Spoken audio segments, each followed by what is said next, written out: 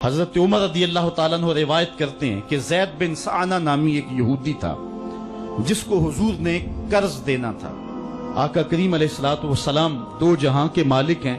لیکن حضور کا فقر اختیاری تھا۔ آقا کریم علیہ السلام کے گھر میں بسا اوقات کتنے دن چولہا نہیں جلا کرتا تھا۔ حضور ادھار لے کر کے لوگوں کی مصیبتوں کو بھی دور کرتے اور گھر کا چولہا بھی بعض اوقات ادھار لے کے گرم کرنا پڑتا۔ اعلیٰ حضرت فرماتے ہیں مال کے کونین ہیں گو پاس کچھ رکھتے نہیں، دو جہاں کی نعمتیں ہیں ان کے خالی ہاتھ میں۔ تو کہتے ہیں کہ ایک دن حضور علیہ السلام کی خدمت میں ایک شخص حاضر ہوا جس کا نام زید بن سعانہ ہے اور یہودی ہے، اور اس نے حضور علیہ السلام سے قرض کا تقاضا کیا، لیکن تقاضا اتنے سخت انداز سے کیا کہ اس نے حضور علیہ السلام کی قمیص کو پکڑ کے کھینچا بھی۔ تو حضرت عمر رضی اللہ تعالیٰ عنہ نے جب دیکھا تو بڑے گھور کے اس کی جانب دیکھا اور اس کو پیچھے ہٹاتے ہوئے کہا کہ تجھے شرم نہیں آ رہی کہ اللہ کے رسول کے ساتھ کیسے سلوک کر رہا ہے اور میں تیرے سامنے موجود ہوں؟ تو حضرت نبی رحمت صلی اللہ علیہ وسلم نے حضرت عمر کو کہا، عمر مجھے تجھ سے اس بات کی توقع نہیں تھی۔ ذرا غور کیجئے حضور علیہ السلام کی اس سیرت کے انداز کو۔ ایک شخص آ رہا ہے اور حضور سے سختی کر رہا ہے، ابھی حضور کو قرض لٹانے کی جو تاریخ ہے اس میں بھی 4 دن باقی رہتے ہیں اور وہ ناجائز سختی کر رہا ہے۔ حضرت عمر رضی اللہ تعالیٰ عنہ نے جب اس کو گھورا اور سختی کی تو حضور علیہ السلام نے فرمایا، عمر مجھے تیرے سے اس بات کی توقع نہیں تھی، تمہارا کام تو یہ تھا کہ مجھے حسن ادا کی تلقین کرتے کہ اچھے انداز سے قرض واپس کرو، اور اس کو جو ہے وہ نرمی کی تلقین کرتے، اور پھر آقا کریم علیہ السلام نے فرمایا اس کا قرض ادا کر دو، اور اے عمر جو تم نے اس کو گھورا ہے اس کے بدلے میں 20 وسق زیادہ کھجوریں بھی تم اس کو دو گے۔ تو زید بن سعانہ نے جب حضور علیہ السلام کی اس سیرت اور اس کردار کو دیکھا اور حضرت عمر رضی اللہ تعالیٰ عنہ 20 وسق اس کو کھجوریں دے رہے تھے، تو اس نے حضرت عمر کو بتایا کہ میں یہودی ہوں اور میں نے تورات کے اندر نبی آخر الزماں کی شان و عظمتوں کے بیان کو پڑھا ہے، یہ بات ابھی رہ گئی تھی، باقی ساری نشانیاں میں نے حضور میں دیکھ لی تھی، اب یہ نشانی رہ گئی تھی، آج میں نے یہ بھی دیکھ لی۔ اور پھر وہ حضور کی خدمت میں حاضر ہو کر اسلام کے دائرے میں داخل ہو کر حضور کا عبدی غلام بن جاتا ہے۔ تو یہ انداز حضور علیہ السلام کی سیرت کا زمانے کو حضور علیہ السلام کے قریب کرتا ہے۔ میرا رب خود کہتا ہے لو کنت فظا غلیظ القلب لانفضوا من حولک، اے محبوب اگر تو ترش مزاج اور تنگ دل ہوتا تو اتنے لوگ تیرے گرد کبھی بھی جمع نہ ہو پاتے۔ کچھ ان کے خلق نے کچھ ان کے کردار نے کر لی، مسخر ساری دنیا شہ ابرار نے کر لی۔ حضور علیہ السلام کے پیار نے زمانے کو اس قدر قریب کر دیا کہ وہ حضور علیہ السلام پہ جانیں قربان کرنے کے لیے ہمہ وقت مستعد اور فعال رہتے تھے۔ جتنا پیار انہوں نے حضور سے کیا ہے کائنات میں اس کی دوسری کوئی مثال نہیں ملتی ہے۔ ایک شاعر کہتا ہے اپنے محبوب کا ذکر کرتے ہوئے، وہ کہتا ہے حافظ شیرازی نے غالباً کہا ہے کہ میرے جیسا محب زمانے میں کوئی نہیں، اس لیے کہ تیرے جیسا زمانے میں محبوب بھی تو کوئی نہیں۔ اگر صحابہ جیسا عاشق تمہیں زمانے میں نہیں ملتا تو محبوب جیسا کوئی صورت و سیرت میں حسین بھی تو زمانے کے اندر تمہیں نہیں ملے گا۔ تو حضرت سیدنا انس کے لفظ کان رسول اللہ صلی اللہ علیہ وسلم احسن الناس، حضور لوگوں میں سب سے زیادہ حسین ہے۔ اور دوسری بات کان رسول اللہ اجود الناس، حضور سب سے زیادہ سخی ہیں۔ ایک شخص حضور کی خدمت میں حاضر ہوا اور اس نے سوال کیا،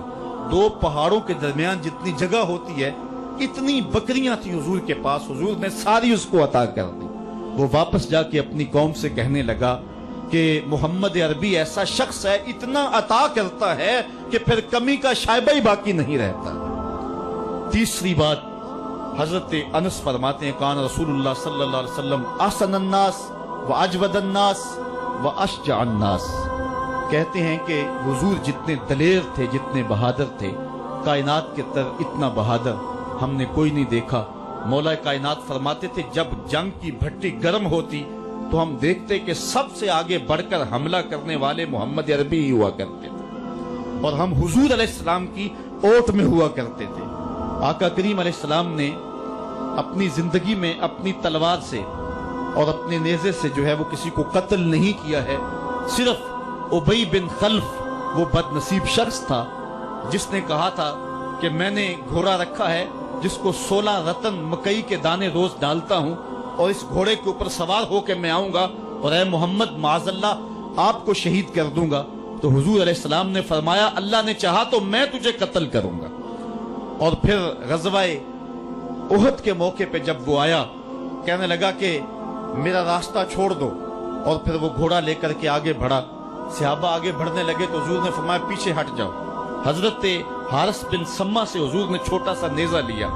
اور آگے بڑھ کے اللہ کے محبوب علیہ السلام نے اس کے گلے کے قریب اس کا ہلکا سا کچوکا دیا اور چھوٹا سا زخم اس کی گردن پہ لگا تو وہ بھاگتا تھا اور چیختا تھا اور کہتا تھا کہ قاتلنی محمد نے مجھے قتل کر دیا ہے۔ لشکر والوں نے کہا ابی بن خلف عجیب بات ہے، ایک چھوٹا سا زخم ہے اور تو اتنا شور ڈال رہا ہے۔ اس نے کہا تم نہیں جانتے ہو کہ مجھے کتنی اس کی تکلیف ہو رہی ہے، اگر میری اس تکلیف کو پورے لشکر میں بانٹ دیا جائے تو سارا لشکر مر جائے، جو تکلیف مجھے محمد کی اس ضرب سے پہنچی ہے۔ اس نے کہا مجھے محمد نے کہا تھا کہ تجھے میں قتل کروں گا، اس نے تو پھر مجھے نیزہ مارا ہے، مجھے یقین ہے کہ اگر وہ میری جانب غصے سے تھوک بھی دیتا میں پھر بھی نہ بچ سکتا۔